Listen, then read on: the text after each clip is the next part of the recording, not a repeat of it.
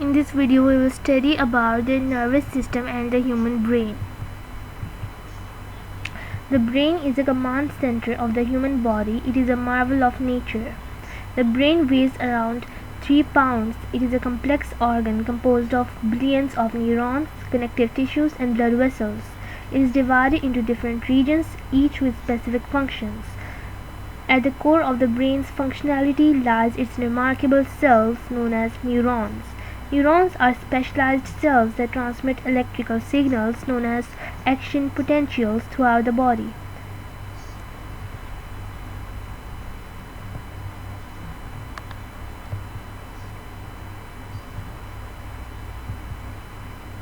The brain is composed of 2 parts. Each part is known as hemisphere. Hemispheres are the 2 halves of the brain known as left hemisphere and the right hemisphere. Each hemisphere has its unique functions and specializations which allow for efficient processing and integration of various cognitive tasks. The left hemisphere is associated with language, logical thinking and analytical skills. On the other hand, the right hemisphere is associated with creativity, emotions and awareness.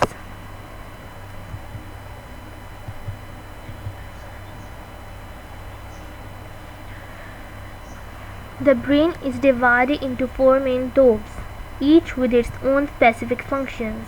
Let's explore these lobes: the frontal lobe, the parietal lobe, temporal lobe, and the occipital lobe. The frontal lobe is located at the front of the brain and is involved in many higher order cognitive functions. The parietal lobe is situated behind the frontal lobe on the top of the brain. It is responsible for processing sensory information from the body such as touch, temperature, and pain. Temporal lobe is located on the sides of the brain near the temples. It is involved in auditory processing, allowing us to hear and interpret sounds. The temporal lobe plays a role in memory formation and language comprehension and some aspects of visual perception. Occipital lobe is positioned at the back of the brain and is dedicated to processing visual information. It receives and interprets signals from the eyes, enabling us to see and perceive the world around us. The brain is protected by several layers that help safeguard its delicate structure. These protective layers include scalp and skull, which are the first line of defense. It is a thick layer of skin covering the skull. The scalp provides cushioning and some protection against impacts. Behind the scalp is the skull, which is a hard and bony structure that surrounds and encases the brain and shields it from external forces and trauma. Meninges are 3 layers of protective membranes that surround the brain and spinal cord. They consist of dura mater, which is the outer layer, arachnoid mater, which is the middle layer, and innermost layer known as pia mater. The meninges provide additional cushioning, support, and protection for the brain. They also help contain and circulate cerebrospinal fluid (CSF), which acts as a shock absorber.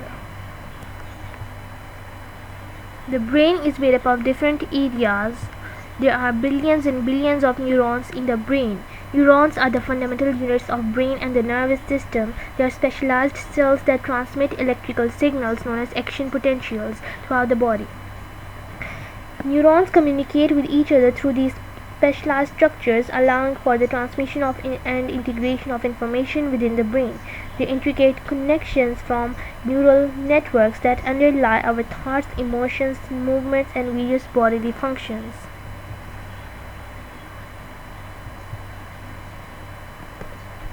Here you can see that various lobes of the human brain control different functions such as attention, planning, movement, taste, hearing, memory processing, heart rate, breathing, and movement coordination.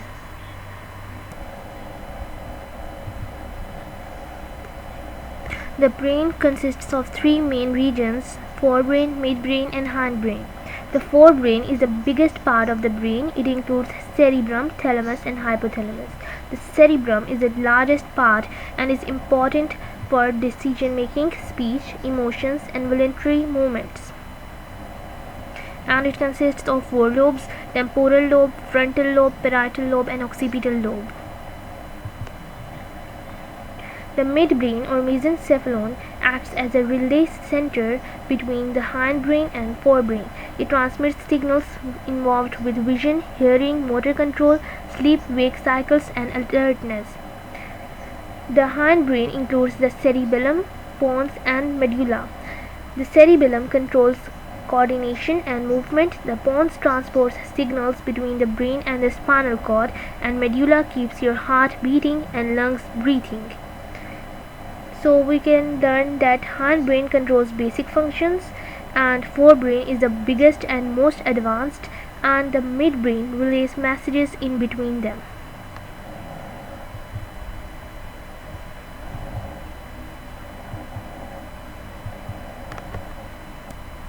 Neuroplasticity. Neuroplasticity is the brain's ability to change itself and adapt in response to experiences, learning, and environmental stimuli. It is a fundamental property of the nervous system that allows for the formation and modification of neural connections throughout a person's life.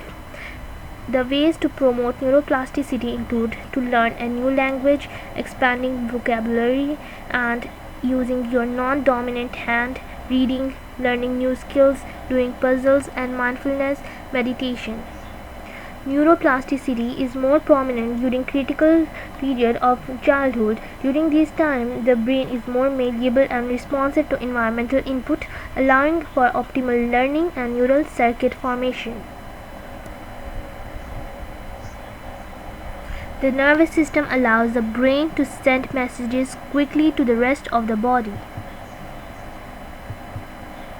The nervous system is divided into two main parts: the central nervous system, which consists of brain and spinal cord, which is shown in red color, and peripheral nervous system, which consists of all the nerves. The central nervous system and peripheral nervous system have a bidirectional communication. The brain sends messages to the opposite side of the body. This means that the right hemisphere of the brain controls the left side of the body, and the left hemisphere of the brain controls the right side of the body. The peripheral nervous system has two main divisions: sensory division and the motor division.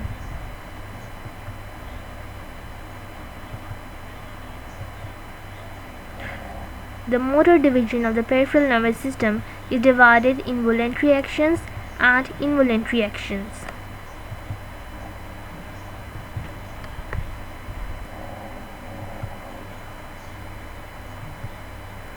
The involuntary system is divided into sympathetic division and parasympathetic division. The sympathetic division and parasympathetic division are divided into two main parts. The sympathetic division regulates fight or flight responses, whereas the parasympathetic division regulates rest and digest responses.